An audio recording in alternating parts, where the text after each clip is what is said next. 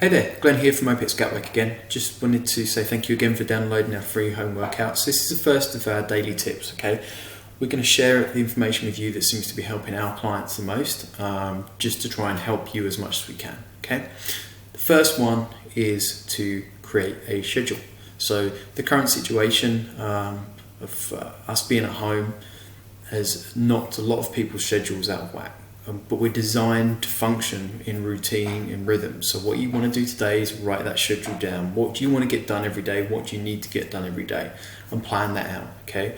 It's easy to slip into chaos at the moment, and we can talk more about that further on down the line. But for today, let's just sit down, create a schedule, and put within that what you want to do. So like exercise, spending time with your family, work time, whatever it is, put it down, write it down, and create a plan. I'll see you again tomorrow with another tip. If you've got any questions or anything you need help with, just drop me an email. We can go from there. Thank you. Bye.